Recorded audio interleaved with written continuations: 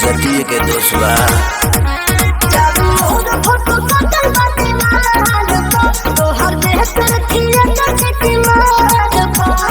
Wanted me फड़ा में डोली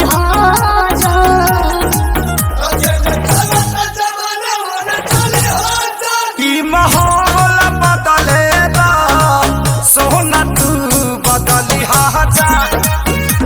माहौल बदलेगा सोना तू बदली हाजा।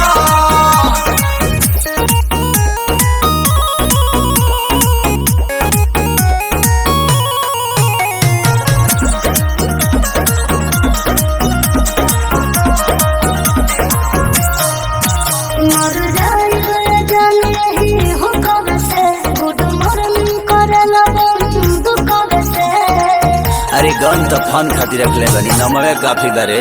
घर की न जाने हमर मन तू अब चल कर धक्का मार हो बाघवा के लोभो।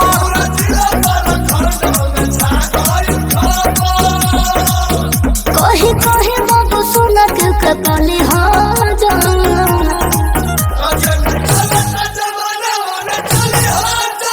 माहौल बदलेगा सोना तू बदली हाजा। माहौल बदलेगा सोना तू बदली हाजा।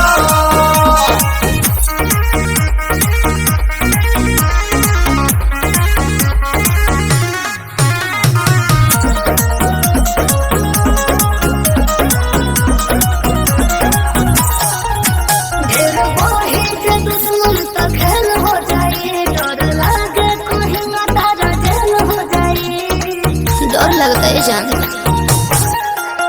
जिला के सारा गुंडा तमानेला देवता अब पुलिस दरोगा से चहले हला नेवता। जिला के सारा गुंडा